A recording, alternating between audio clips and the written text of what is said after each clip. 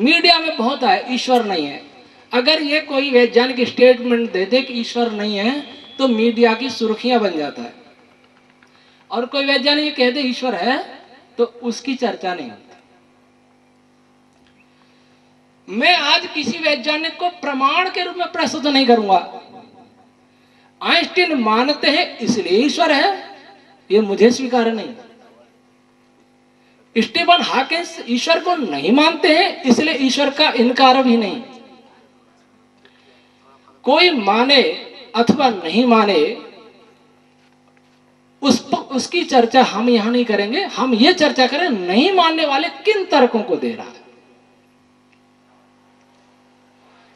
और ऋषियों के भी प्रमाण नहीं दूंगा। मैंने सोचा था कि बहुत भीड़ होगी, 3 पत्रिकाओं में विज्ञापन प्रकाशित हुआ, 3500 मेल हुए, भारत के हर विश्वविद्यालय IIT IIM एम्स को भेजा।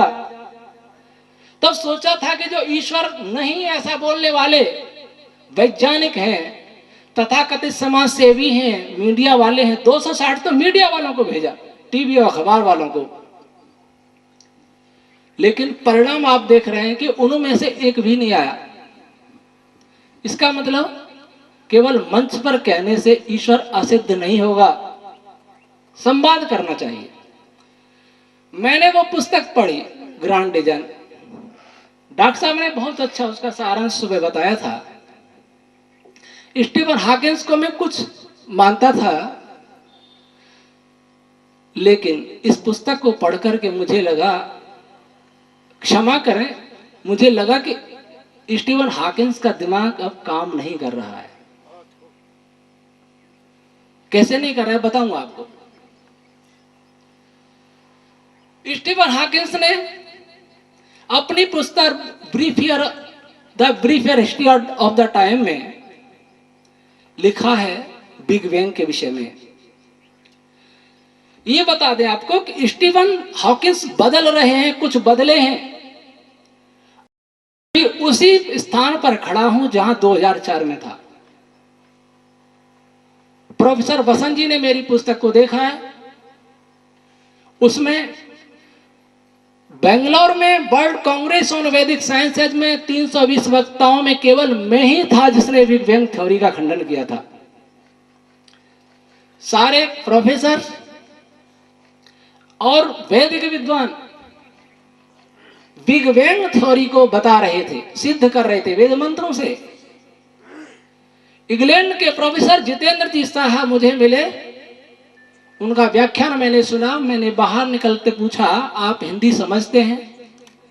समझता हूं। मैंने आपका गलत बोला, या तो आप मेरे से चर्चा करें या फिर मेरा पेपर सुनना। आभास मित्रा जी का 4 अगस्त 2004 को मैंने एक पेपर के बारे में सुना। उन्होंने ब्लैक होल, आधुनिक जो ब्लैक होल की अवधारणा स्टीफन हॉकिंस की थी, उसका खंडन किया था। और सारे निकाला था कि यदि किसी पिंड का आयतन शून्य हो तो उसका मास भी शून्य ही होगा। मास कहें तो जो साइंस के नहीं है, वह मास को मैं कह लेता हूं उसका वजन शून्य होगा।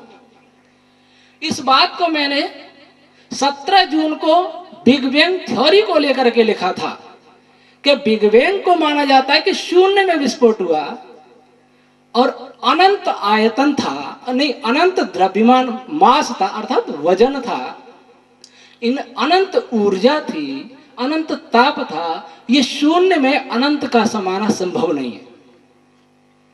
न केवल शून्य में अनंत का समाना संभव है, बल्कि शून्य में 0.0050 500 बार लगा दो, फिर 1 लगा दो, यह भी समाना संभव नहीं। शून्य में शून्य ही समाएगा। स्टीफन हॉकिंस यही कह रहे थे, और मित्रा साहब के पेपर के बाद एक हलचल हुई। स्टीफन हॉकिंस ने अपनी भूल स्वीकारी और 16 दिसंबर 2006 को स्टीफन हॉकिंस ने यरूशलेम विश्वविद्यालय में उनका व्याख्यान हुआ। तो उसमें उन्होंने कहा बिग बैंग का जो विस्फोट हुआ उसका साइज बताया है, ब्रीफर हिस्ट्री में साइज बताया है 0 रेडियस अर्थात 0। और उस व्याख्यान में मित्रा साहब के बाद उन्होंने कहा कि उसका आयतन था एटम के बराबर, एक पॉइंट पार्टिकल। 0 तो गया, इतना बदले। अभी शायद 2010 में डिस्कवरी चैनल पर 6 व्याख्यान स्टीफन हॉकिंस के आए थे। उसमें उन्होंने कहा कि बिग बैंग के समय आयतन था एटम के आकार का और बदले अब क्या कहते हैं, ग्रांड डिजाइन में इसके लिए कुछ नहीं कहा है। अब 0 पर आते हैं। मैं आपसे पूछूं, एक कमरे में आप कितने क्विंटल गेहूं भर सकते हैं? तो आप पूछेंगे कमरे का साइज क्या है? मैं कहूंगा कमरे का साइज कुछ नहीं, साइज 0 है। अब बताइए कितने क्विंटल भर सकते हैं? खूब प्रेशराइज करें। फिर आप पूछेंगे नहीं साइज कुछ तो होगा।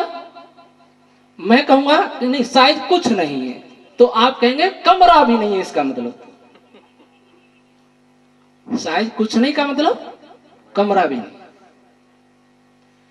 कमरा भी नहीं है और गेहूं भर दिए अनंत क्विंटल।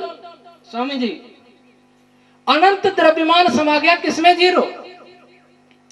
उस समय फिर कहते हैं स्पेस भी नहीं था, आकाश भी नहीं था, टाइम भी नहीं था। मैं पूछा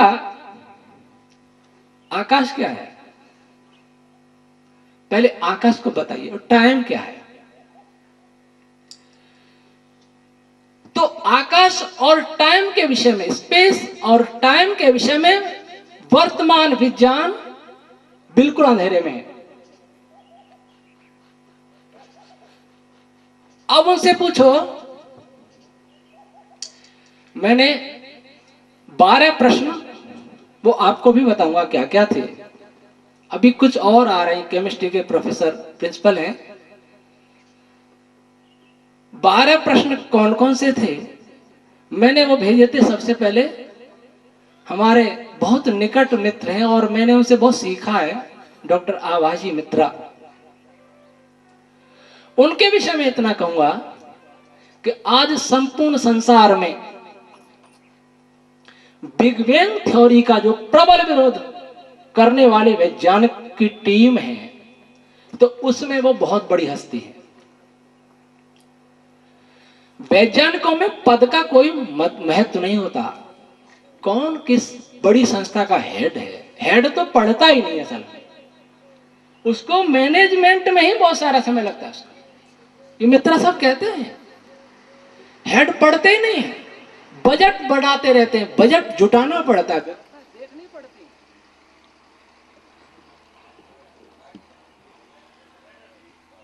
है। सेक्शन हेड, एक बार मैंने उनसे कोई प्रश्न किया कि आप और राव साहब में कौन सीनियर है, या दोनों आ रहे थे, तो एक औपचारिकता होती है।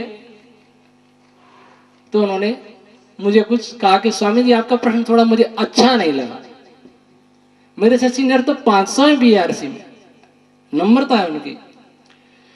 लेकिन अभी मॉस्को में जून 2013 में एक सेमिनार हुआ और उसमें 75 साइंटिस्ट सारी दुनिया के आए थे, कई देशों के। उसमें उन्होंने 2 पत्र वाचन किए। एक था बिग बैंग थ्योरी नहीं हुई, ब्रह्मांड अनादि और अनंत है। दूसरा, ब्लैक होल में कुछ नहीं होता, ब्लैक होल की जगह पर इटरनली कोलैप्सिंग ऑब्जेक्ट होता है। और 75 वैज्ञानिक, 75 या 70 उन वैज्ञानिकों में जो सबसे अच्छा पेपर लगता है उसका इंटरव्यू लेते हैं आयोजक। सेमिनार में इंटरव्यू उसी का लिया जाएगा जिससे ज्यादा प्रभावित होंगे आयोजक। 2 का होगा तो 2 को ले लेंगे, 4 का होगा 4 का। आपको आश्चर्य होगा कि जून में जो इंटरव्यू, जो सेमिनार में इंटरव्यू लिया, पूरे दुनिया के वैज्ञानिकों में आभास मित्रा ही ऐसे थे जिनका इंटरव्यू आयोजकों ने लिया। इससे मित्रा साहब का स्तर हम सब लोगों को समझ में आता है, और मुझे गर्व है कि वो 2004 से हमारे मित्र हैं, क्योंकि उन्होंने भी जीरो में इनफाइनाइट नहीं रह सकता, मैंने भी यही कहा जीरो में इनफाइनाइट नहीं रह सकता, इसलिए हम दोनों समान विचार हैं। लेकिन मैं ये नहीं मानता कि ब्रह्मांड अनादि है, इसकी बाद में बात करूंगा। तो अब कहते हैं कि अब उनसे पूछो, अच्छा ये बताइए बिग बैंग जब हुआ, महाविस्फोट हुआ, तो उससे पहले क्या था?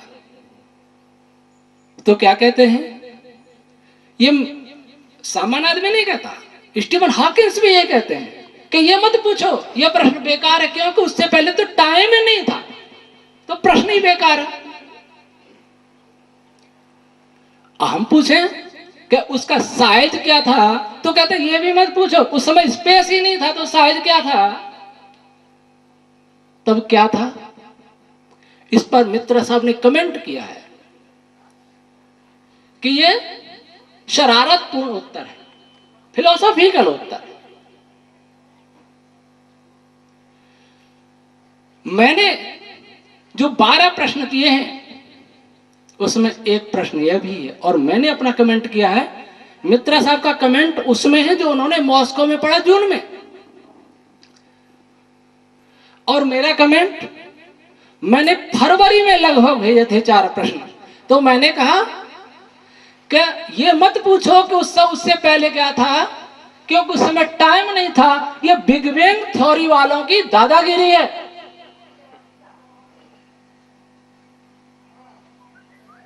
तो मैंने पहले यह प्रश्न किया था, और यह प्रश्न ही मित्रा साहब ने, यही कमेंट मित्रा साहब ने जून में किया है।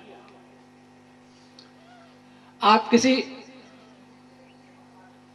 माननीय अशोक जी आर्य और माननीय डॉक्टर रामेश्वर जी अमेटा, प्राचार्य राजकीय महाविद्यालय कुंभलगढ़, मंच पर पधारे, मंच पर।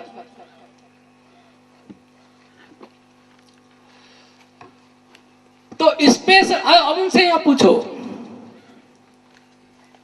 बिग बैंग हुआ, चलिए शून्य में हो गया,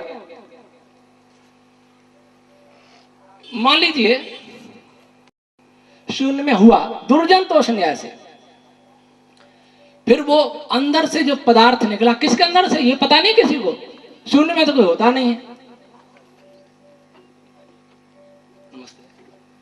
किसके अंदर, तो वो पदार्थ वहां से कहां फैल के गया, क्योंकि आकाश तो था नहीं, जब जीरो ही था, आकाश तो था ही नहीं, बाहर क्या था, क्या कुछ था, स्पेस नहीं था, तो पदार्थ कैसे फैला, और किसने फैला है? वो कहते हैं डार्क एनर्जी की कल्पना की। हमने प्रश्न किया डार्क एनर्जी क्या होती है? अच्छा, डार्क एनर्जी से फैला, ठीक है, मान लीजिए डार्क एनर्जी कहां थी, वो भी शून्य में समाई थी कि बाहर थी? डार्क एनर्जी को मानते रिपल्सिव फोर्स, रिपल्सिव एनर्जी, वो प्रतिकर्षित करती है। अगर डार्क एनर्जी वैसे जीरो है, लेकिन मैं मान लेता हूं इसमें विस्फोट, अगर इसके बाहर रिपल्सिव फोर्स लगाए, प्रतिकर्षण बल, तो ये विस्फोट होगा ही नहीं। इधर से दबाएंगे, इधर से दबाएंगे, बैलेंस हो जाएगा, इधर से दबाएंगे, इधर से दबाएंगे, बैलेंस हो जाएगा। अगर आकर्षण बल हो, इधर से खींचेंगे, इधर से खींचेंगे, विस्फोट हो सकता है, इधर से खींचेंगे, विस्फोट हो सकता है, लेकिन रिपल्सिव फोर्स कभी भी बाहर से विस्फोट नहीं कर सकता। अब कहीं डार्क एनर्जी भी जीरो के भीतर घुसी हुई थी, तो बताइए, पहले तो जीरो में नहीं रह सकती, हम पहले ही बता चुके। लेकिन मान लीजिए जीरो नहीं, कुछ पॉइंट पार्टिकल स्टीफन हॉकिंस कह रहे, फिर एटम के साइज का कह रहे, वो वही था, तो डार्क एनर्जी उसके भीतर थी भीतर विस्फोट हो सकता है, लेकिन भीतर थी तो विस्फोट पहले से क्यों नहीं हुआ? वो बंधाई कैसे गया, बंधाई कैसे रहा? कहते हैं पहले ग्रेविटेशन फोर्स प्रबल था, वो बांधे हुए था, फिर डार्क एनर्जी प्रबल हुई तो विस्फोट हो गया। पहले ग्रेविटेशन फोर्स प्रबल था, फिर डार्क एनर्जी प्रबल हुई, किसने किया? ये परिवर्तन कैसे हुआ? ग्रेविटेशन फोर्स की जगह पर डार्क एनर्जी कहां से आ गई? अगर ग्रेविटेशन के फोर्स के साथ ही डार्क एनर्जी थी, तब भी वो दोनों को बैलेंस में रहना चाहिए था। ग्रेविटेशन सदैव आकर्षण होता है और डार्क एनर्जी उनके अनुसार प्रतिकर्षण ही होता है। अगर ये दोनों अंदर भरे थे तब भी विस्फोट नहीं होना चाहिए था। तो हमारा पहला प्रश्न कि जब, अच्छा दूसरी बात, स्पेस नहीं था, एनर्जी किस फॉर्म में थी? एनर्जी किस रूप में थी? अनंत ताप। अनंत ताप में कितने क्वांटाज रह सकते हैं? टेम्परेचर की घात 3 उसका समानुपाती होता है कितने फोटॉन्स किसी एक निश्चित आयतन में रहते हैं। अगर किसी वस्तु का टेम्परेचर घन हो जाए, 3 डिग्री है उसका 27 डिग्री हो जाए, तो अंदर समाये फोटॉन्स की संख्या 3 गुनी हो जाती, नहीं 27 गुनी हो तो उसका टेम्परेचर 3 गुना बढ़ता है। अब इनफाइनाइट टेम्परेचर था तो उसके अंदर फोटॉन्स होंगे, फोटॉन्स के रूप में थी ऊर्जा, तो उसमें फोटॉन्स की संख्या इनफाइनाइट होगी। अब वो कहते हैं मास भी था। मास कितना था? इनफाइनाइट। फोटोन कितने थे? अनंत। और मास कितना था? वह भी अनंत, दोनों अनंत। उसके बाद क्या हुआ? पहले तो विस्फोट ही नहीं हो सकता, पहली बात समा नहीं सकता बिना स्पेस टाइम के। अच्छा दूसरी बात, एनर्जी का अर्थ क्या है? रिचर्ड पी फाइनमैन, जिनको 1965 में नोबेल पुरस्कार मिला पार्टिकल फिजिक्स पर काम करने के लिए, अमेरिका के थे, उन्होंने लिखा है हम नहीं कह सकते एनर्जी क्या है। मुझे बहुत प्रिय लेखक है, उन्होंने सच्चाई को स्वीकार करने का साहस किया है। उन्होंने कहा हम नहीं जानते फोर्स क्या है, और हम नहीं जानते इलेक्ट्रिसिटी क्या है। बहुत सारी बातें उन्होंने की हैं। मान लीजिए एनर्जी उसकी कोई फ्रीक्वेंसी तो होगी, क्यों डॉक्टर साहब? फ्रीक्वेंसी का अर्थ आवृत्ति, हिंदी में आवृत्ति। आवृत्ति जब होगी जब उसमें एक्शन होगा, कोई क्रिया हो रही होगी, गतिशीलता होगी, और गतिशीलता होगी स्पेस होने पर ही। स्पेस नहीं है लेकिन फ्रीक्वेंसी इनफाइनाइट थी। स्पेस नहीं है यह मैं मानता हूं। वैज्ञानिक कहते हैं एक जगह एक ही कण समा सकता है, लेकिन वेव्स कई समा सकते हैं। ठीक है, लेकिन स्पेस भी तो होना चाहिए वेव्स के लिए। क्या वेव्स के लिए स्पेस की आवश्यकता नहीं? मैंने प्रोफेसर मंडल साहब के, एन के मंडल, जो Tata institute of fundamental research में प्रोफेसर हैं और इंडिया के न्यूट्रॉन ऑब्जर्वेटरी के हेड हैं, उनसे भी पूछा, प्रोफेसर ए आर राव से भी पूछा, भंडारी साहब जो भारत के बहुत बड़े गृह वैज्ञानिक हैं, उनसे भी बात हुई कि क्वांटाज के लिए, फोटॉन्स के लिए स्पेस चाहिए कि नहीं चाहिए? स्पेस तो चाहिए, पर स्पेस तो था ही नहीं पहले तो, फिर भी सब कुछ था। चलिए ऊर्जा के लिए स्पेस नहीं चाहिए, क्या मास के लिए भी स्पेस नहीं चाहिए? कोई उत्तर नहीं है। जब स्पेस नहीं था तो ये कैसे आई? फिर मैं इसको हिलाता हूं, अगर इसको चारों ओर से पैक कर दिया जाए तो आप हिला सकेंगे इसको? अगर स्पेस नहीं है तो नहीं हिलेगा। हिलाने गति के लिए स्थान चाहिए। जब बिग बैंग हुआ, होने से ठीक पूर्व स्पेस टाइम दोनों ही, अच्छा दूसरा टाइम नहीं हो तो कोई क्रिया संभव है क्या? तब भी संभव नहीं। स्पेस भी नहीं था, टाइम भी नहीं था, इसका मतलब कोई क्रिया भी नहीं थी, कोई गतिशीलता नहीं थी, तो विस्फोट कैसे हुआ? आप पटाखा चलाएंगे तो अंदर पहले क्रिया होगी, उसके बाद विस्फोट होगा।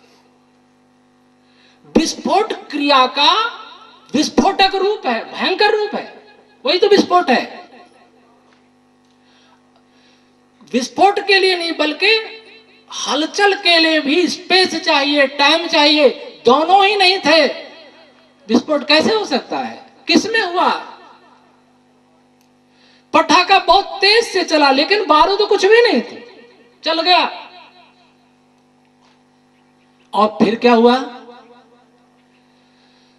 विस्फोट के 10 के घात -43 सेकंड बाद क्या होता है ये देखिए। 1/1 लिख करके नीचे वाले 1 के आगे 43 शून्य लगा दो,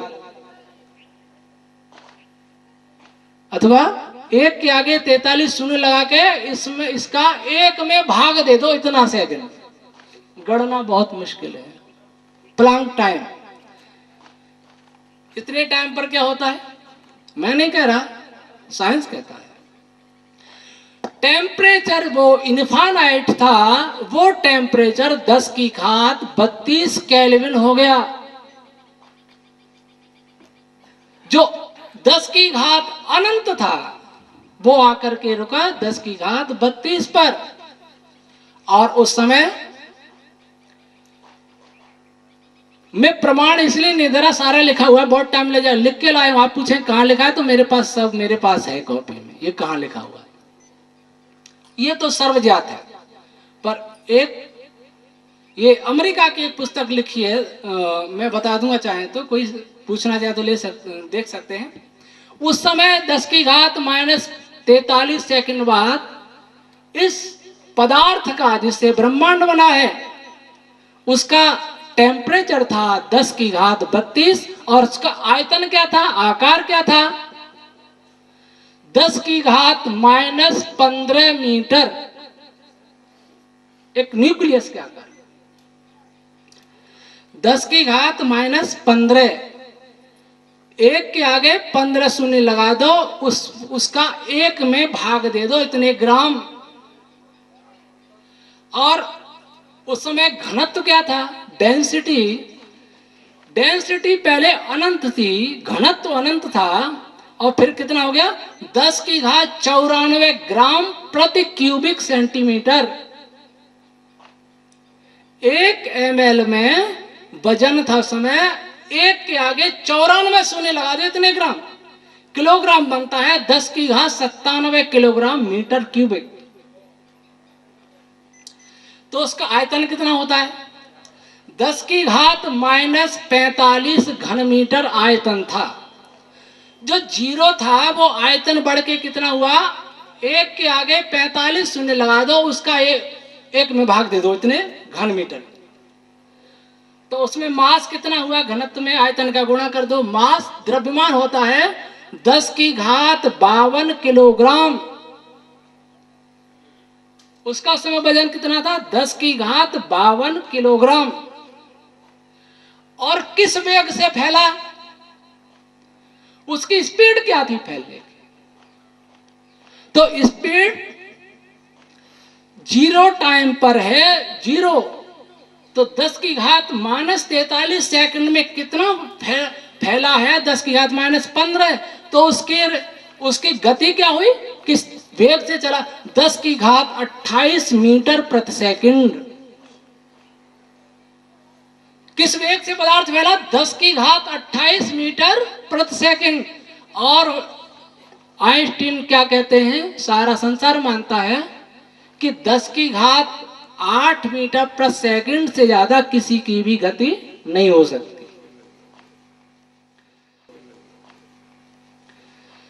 प्रकाश वेग से गति से कोई भी पदार्थ नहीं चल सकता, तो ये प्रकाश वेग से 10⁻20 गुना तेज कैसे पदार्थ निकला? इसके उत्तर में येल विश्वविद्यालय यूएसए के एस्ट्रोनॉमी एस्ट्रोफिजिक्स के प्रोफेसर जॉन ग्रिविन ने लिखा है कि इस वेग से तो नहीं फैल सकता, परंतु फैला इसलिए पदार्थ नहीं फैला बल्कि स्पेस ही फैला।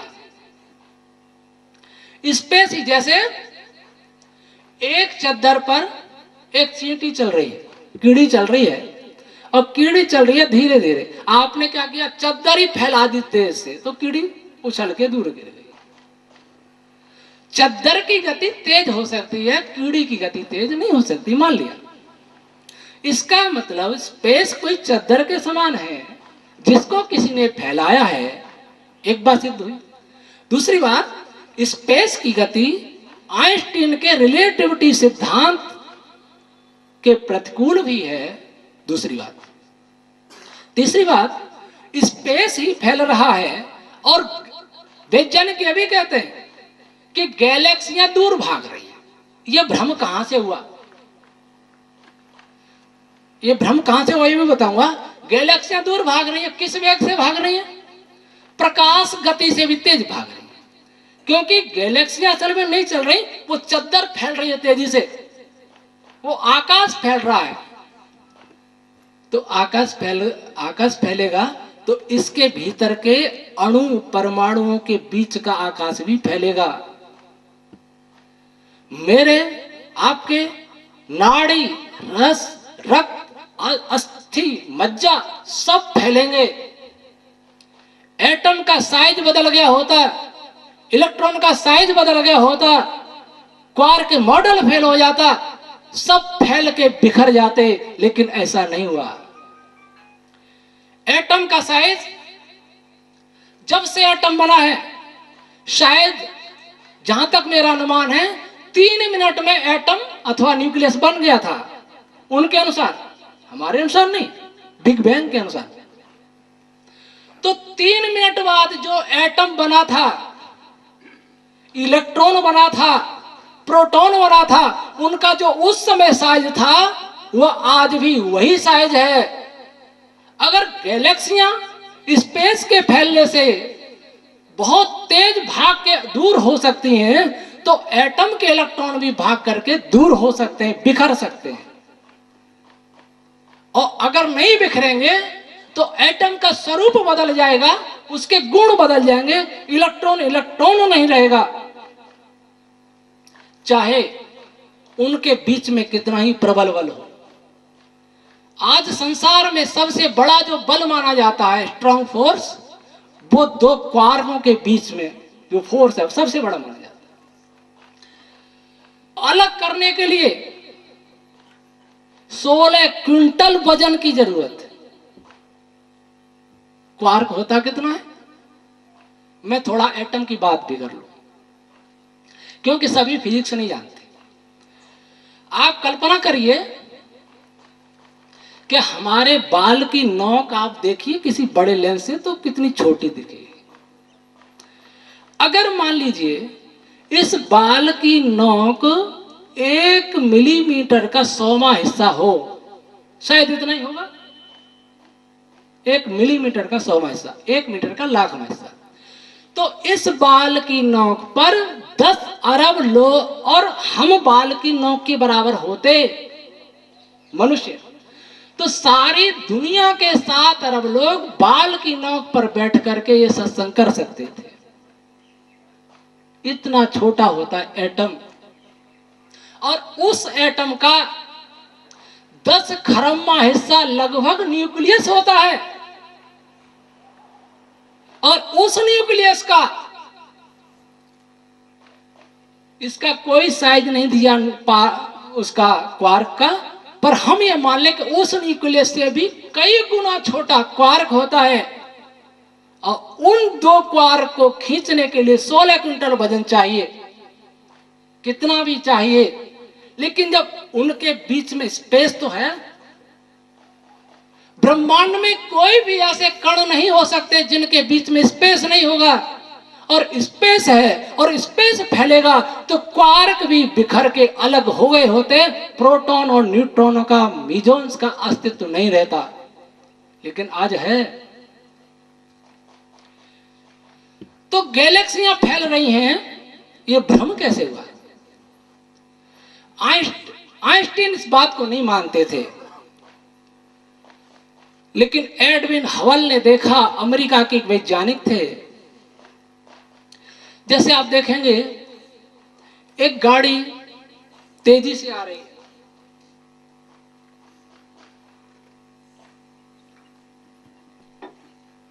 तो वो हॉर्न लगाती आ रही है, तो जैसे जैसे आपके निकट आएगी हॉर्न की ध्वनि तीव्र होती जाएगी, और आपसे दूर जा रही है तो वो ध्वनि मंद होती जाएगी।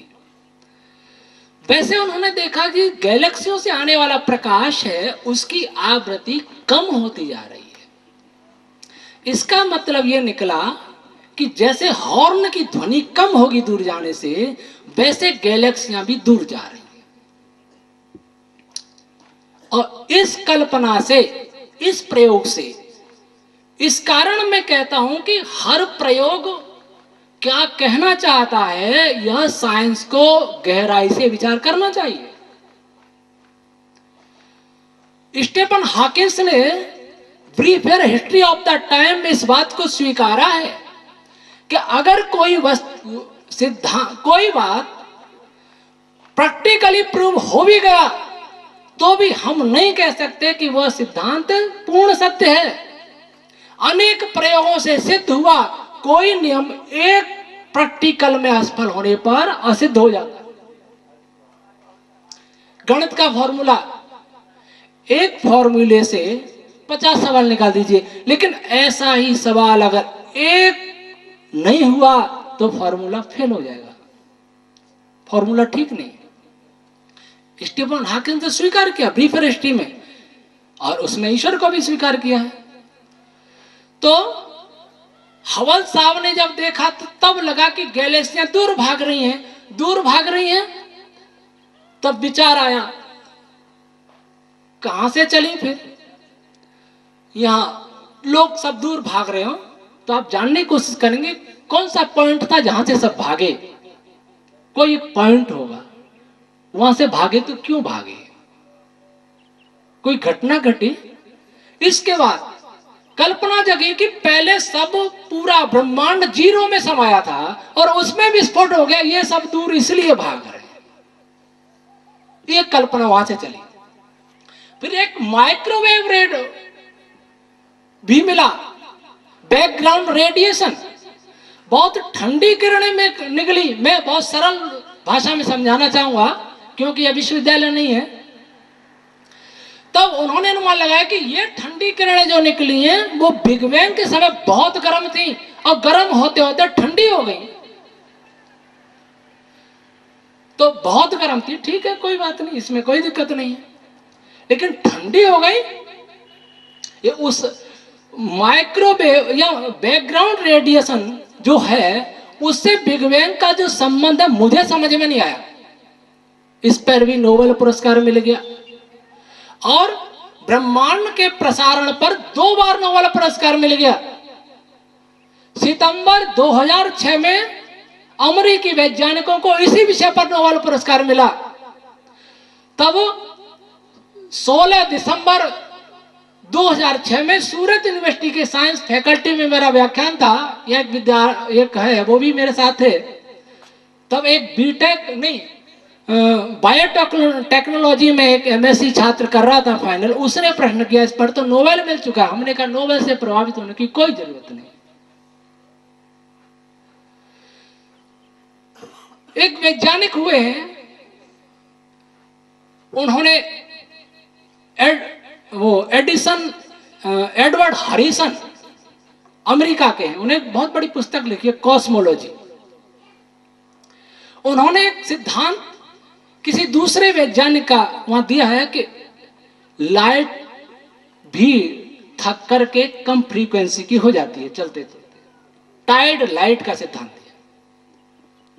उन्होंने कहा कि एडविन हबल को जो दिखाई दे रहा है कि फ्रीक्वेंसी कम हो रही है, लाइट कमजोर हो रही है, इसका कारण लाइट स्वयं चल करके थक जाती है, उसकी ऊर्जा कम हो जाती है।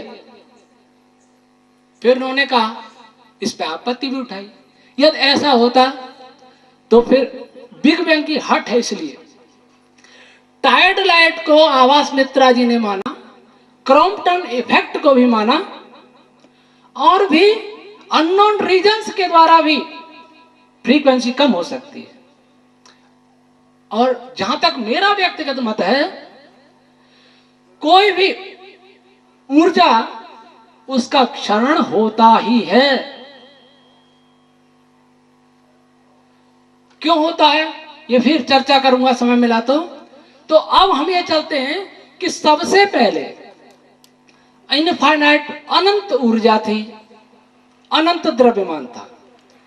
10⁻³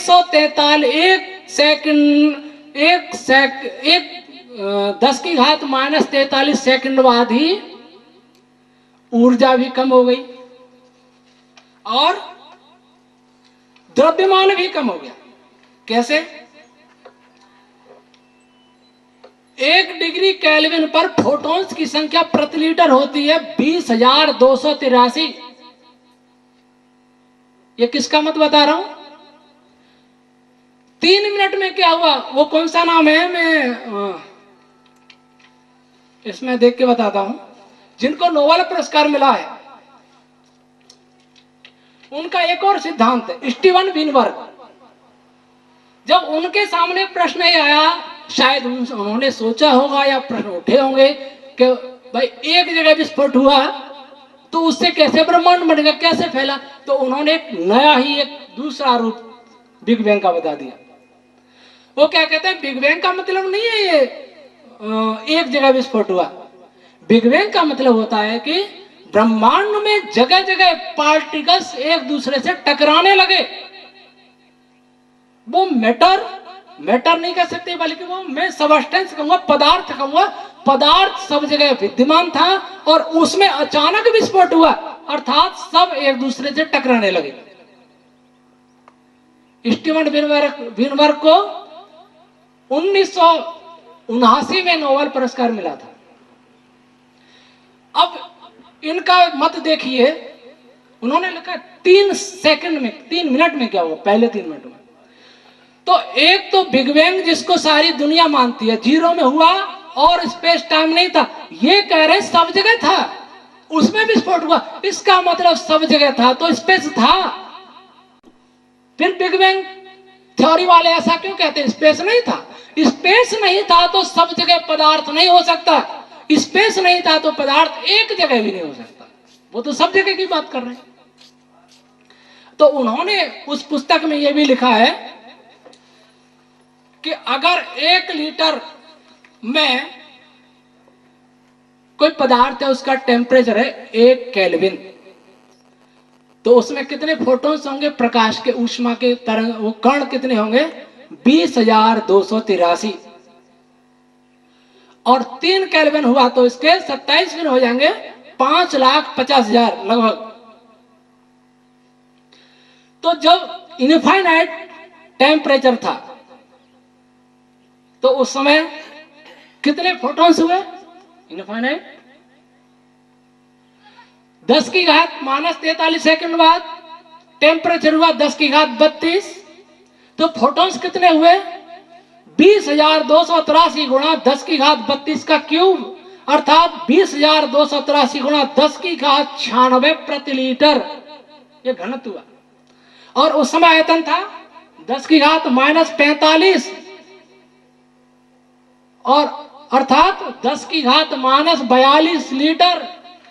तो कुल कितने फोटॉन्स हुए 10⁻43 सेकंड में? 20,283 गुणा 10⁻54 फोटॉन्स। जीरो टाइम में फोटॉन्स थे अनंत, और 10 की घात माइनस 43 में सेकंड में 10 की घात 54, 20,283 गुणा।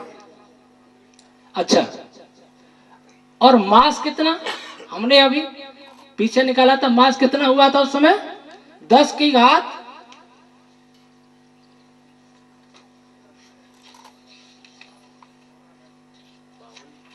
52 किलोग्राम, 10 की घात 52 किलोग्राम। और इस समय ब्रह्मांड का कितना मास है मालूम? रेजनिक हेरिडे ने अपनी पुस्तक में लिखा है इस समय सारे ब्रह्मांड का मास अर्थात वजन 10 की घात 53 किलोग्राम। तो पहले ऊर्जा भी कम हुई, 10 अनंत से 10 की घात 54 फोटॉन्स हो गए, अनंत से तो कम हुए ना। मास भी कम हो गया, मास था अनंत, मास रह गया 10 की घात 52। द्रव्य ऊर्जा और मैटर एनर्जी मैटर दोनों तो कंजर्व रहने चाहिए, दोनों का संरक्षण तो साइंस मानता है। एनर्जी मास में बदल सकती है, मास एनर्जी में बदल सकते हैं, टोटल वही रहेगा। ये संरक्षण का सिद्धांत कहां गया? पहले दोनों ही अनंत थे और फिर बाद में दोनों ही अनंत से बहुत कम हो गए। और यह भी लिखा है आर्थर बेजर ने, इंग्लैंड का वैज्ञानिक है, कॉन्सेप्ट ऑफ मॉडर्न फिजिक्स, के एनर्जी कैसे बनी? पूर्व की नहीं, पार्टिकल एंटी पार्टिकल दोनों के संयोग से बहुत सारा मैटर एनर्जी में बदलता गया, ये भी कहा। इसका मतलब पहले मास ज्यादा था, वो मास एनर्जी में कन्वर्ट हुआ, एनर्जी कम थी, एनर्जी बढ़नी चाहिए थी, लेकिन एनर्जी भी घटी और मास भी बढ़ा। अगर मास घटता तो एनर्जी बढ़ती और एनर्जी घटती तो मास बढ़ता, या तो दोनों ही बढ़ रहे हैं। होना तो ये चाहिए था उनके हिसाब से, अगर पार्टिकल एंटी पार्टिकल मिलने से एनर्जी बन रही है और शेष जो मैटर बचा है उससे ये संसार बना है, ये भी कहते हैं। तो शेष बचे से मैटर बना, तो एनर्जी तो कितनी ही और बढ़ जानी चाहिए थी, मास कम होना चाहिए था, लेकिन मास भी बढ़ रहा है, एनर्जी भी बढ़ रही है, एनर्जी कम हो रही है। यहां संरक्षण का सिद्धांत खत्म हुआ। यह बात अलग है कि हम मैटर और एनर्जी का संरक्षण न मान करके तीसरी बात कहें, मैं तो उनकी बात कर रहा हूं। इस समय ब्रह्मांड का मास है इस समय 10 की घात 53 किलोग्राम। एक अनुमान हम कर सकते हैं कि इस समय इस ब्रह्मांड में बेरियंस की संख्या होगी 10 की घात 83। आप कहेंगे कैसे? एक इलेक्ट्रॉन का मास होता है 10 की घात -31 और प्रोटॉन का होता है 1837 गुना ज्यादा। म्यूजन्स वगैरह सब मिला करके बेरियंस होता है, म्यूजन्स इलेक्ट्रॉन की तो बात ही नहीं है, हम बेरियंस की बात कर रहे हैं। तो हमने एक राउंड फिगर में माना है कि 10 की घात -30 मान लो एक बेरियंस का मास, तो 10 की घात 83 बेरियंस होंगे पूरे ब्रह्मांड में।